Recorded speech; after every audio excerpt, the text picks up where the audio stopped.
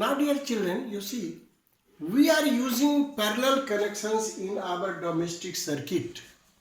So what are the benefits? Why are we using? Definitely it has some use.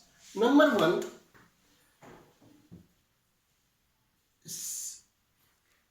individual switch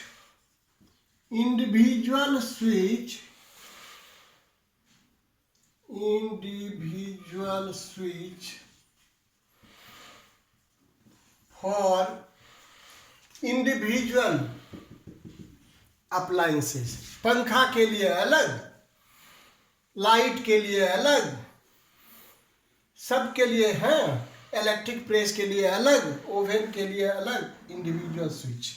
तो इससे फायदा क्या हो गया? जिसको यूज करना है, बाथरूम जाना है, बाथरूम का जलाया, दूसरा जलाने की जरूरत नहीं है. तो ये इसका सबसे बड़ा इंडिविजुअल ये है. सब पहली बात तो ये है. दूसरी बात क्या है कि इसमें क्या होता है कि अगर कोई एक खराब हो गया तो क्या होता है, मान लिया ये खराब हो गया, ये काम कर रहा है, अगर यहां पर कोई काम कर रहे हैं या यहां पर काम कर रहे हैं तो ये काम करता रहेगा. इसका मतलब क्या हुआ? What does it mean? If anyone gets defective, others still work. In your school, suppose if there is an electrician is working in the office, classroom is not disturbed. If you are in class 10, there is single sections, but if there are 3 sections, 4 sections, 5 sections, or even in your school, suppose some electrician is working in class 10, the fan is on in class 9, fan is on in class 8. तो एक में काम हो रहा है, दूसरा disturb नहीं है. It is very good thing. तीसरी चौथी बात क्या है? इसमें वोल्टेज सेम रहता है.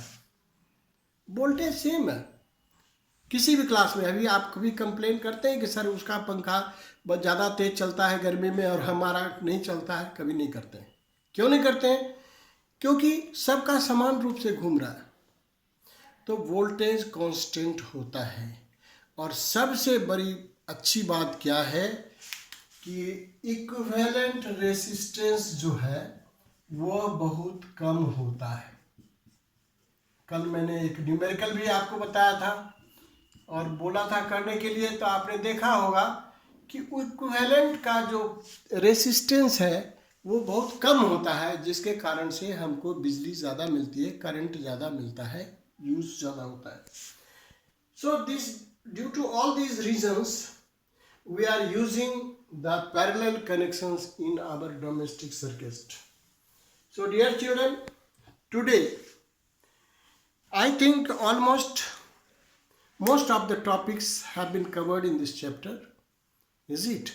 Some numericals are there you must have to do at your home, and if there is still some problems, so you see there are some merits and demerits of online teaching. Is it? So when I shall be coming in the class, I am going only for you people. I am there for you only. There you can ask any problems, any numericals, any questions, I will solve over there. Thank you very much.